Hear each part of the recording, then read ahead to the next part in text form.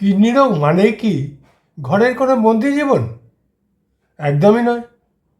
সঠিক সতর্কতা আর পরিকল্পনার মাধ্যমে একজন ক্রনিক কিডনি ডিজিজ রোগীও অনায়াসে দেশ বিদেশে ভ্রমণ করতে পারে। স্বাগতম। আজকের ভিডিওতে আমরা বৈজ্ঞানিক তথ্যসহ আলোচনা করব একজন কিডনি রোগী ভ্রমণের সময় কী কী সাবধানতা অবলম্বন করবেন এবং কিভাবে আপনার ট্রিপ নিরাপদ করবেন। অর্থাৎ আমি যেভাবে করি, যেভাবে আমায় ডাক্তার বলেছেন, যেভাবে আমার ডায়েটিশিয়ান গাইড করেছেন, সেটাই আপনাদের সামনে বৈজ্ঞানিক তথ্য দিয়ে তুলে ধরার চেষ্টা করব। অর্থাৎ সিকেডি থাকলে জীবন থেমে যাবে না, একদমই না, কিন্তু ভুলভাবে কিছু করতে গেলে কিডনির ক্ষতি হতে পারে। নমস্কার, আমি পিনাকি চক্রবর্তী, বয়স 65, দীর্ঘদিনে ক্রনিক কিডনি ডিজিজ রোগী, অর্থাৎ আমি একজন সিকেডি ফাইটার। আজকের ভিডিওতে আমরা জানব সিকেডি রোগী কি বেড়াতে যেতে পারবে, গেলে কি কি সাবধানতা নিতে হবে, আর বেড়াতে যাওয়ার আসল উপকারিতা কী। তাহলে প্রথম কোশ্চেন, সিকেডি রোগী কি ভ্রমণ করতে পারবে? সোজা উত্তর, হ্যাঁ পারবে, কিন্তু কিছু শর্ত মানতে হবে। বৈজ্ঞানিকভাবে ক্রনিক কিডনি ডিজিজ মানেই কিন্তু লাইফ স্টপ নয়, বরং মেন্টাল স্ট্রেস কমানো, ফ্রেশ এয়ার নেওয়া, এগুলো কিডনি হেলথের জন্য ইনডাইরেক্টভাবে ভালো। তবে কন্ডিশন অনুযায়ী প্ল্যানিং কিন্তু খুবই জরুরি। স্টেজ 1 to 3 রিলেটিভলি সেফ, সেরকম এক্সট্রা কিছু প্রিকশন তেমন নিতে হয় না। But stage 4 to 5 extra caution এবং ডায়ালিসিস পেশেন্ট প্রপার অ্যারেঞ্জমেন্ট দরকার। এবার আসি পার্ট 2-তে, অর্থাৎ ভ্রমণের বেনিফিটস কী কী।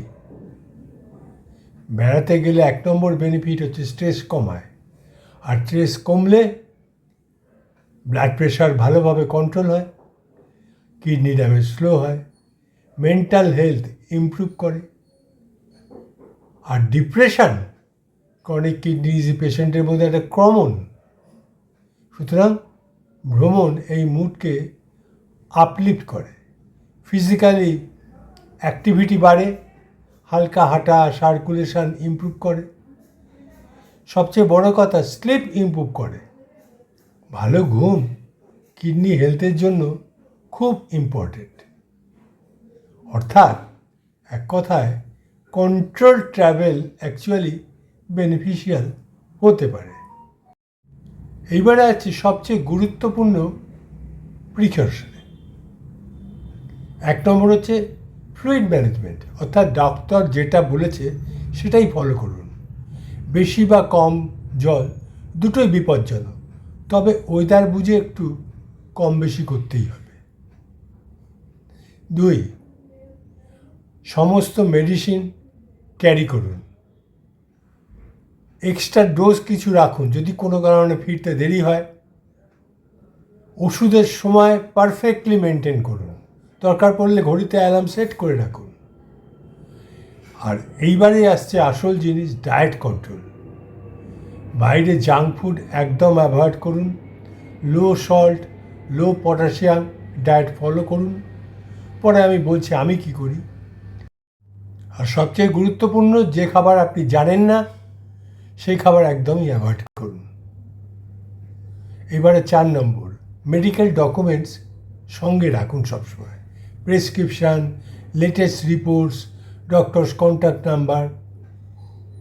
আর এইবারে আসছে এমার্জেন্সি প্ল্যানিং।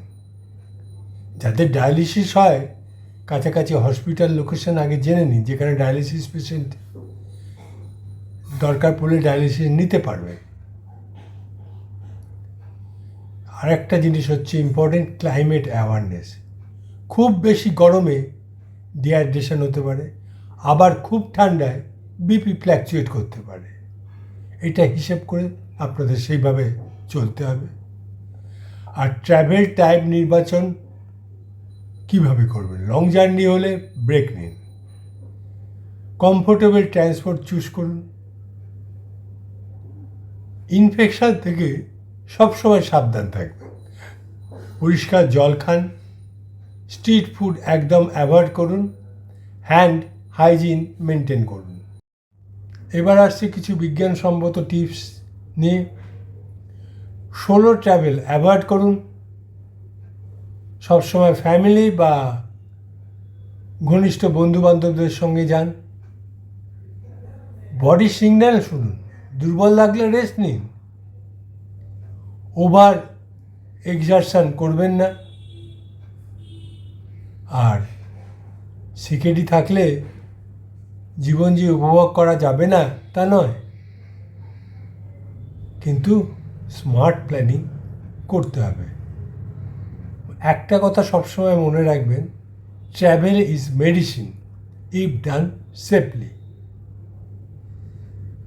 আপনি যদি একজন ক্রনিক কিডনি ডিজিজ ফাইটার হন, অর্থাৎ সিকেডি ফাইটার, এই ভিডিওটা শেয়ার করুন, কারণ অ্যাওয়ারনেসই জীবন বাঁচাতে পারে।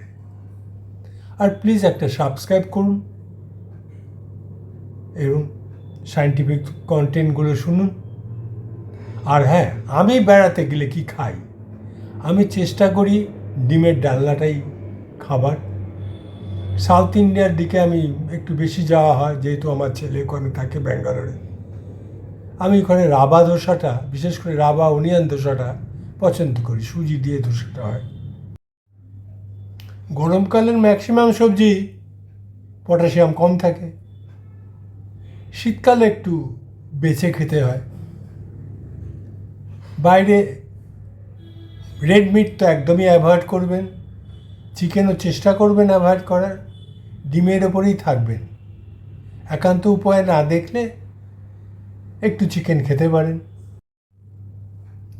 শসা পেঁয়াজের স্যালাড খাবেন, তার সাথে একটু গাজর থাকলেও কোনো ক্ষতি নেই, সাদা মূলও থাকতে পারে, কোনো অসুবিধা নেই। আর সবচেয়ে উল্লেখযোগ্য ব্যাপার হলো, আজকাল প্রচুর ভেগান রেস্টুরেন্ট আমি বেড়াতে গিয়ে দেখছি অনেক জায়গায় রয়েছে। সেখানে প্রোটিন হিসেবে আপনি টোফুটা খোঁজার চেষ্টা করবেন। খেতে অনেকটা পনিরেরই মতো, কিন্তু পনিরের বদগুণগুলো এর মধ্যে নেই। আর কি, আজকের মতো এখানেই শেষ করছি। দেখা হবে পরের ভিডিওয়ে। ধন্যবাদ। আমার বেড়াতে যাবার 2-3টে ভিডিওর লিঙ্ক ডেসক্রিপশানে দিয়ে দেখে নেবেন।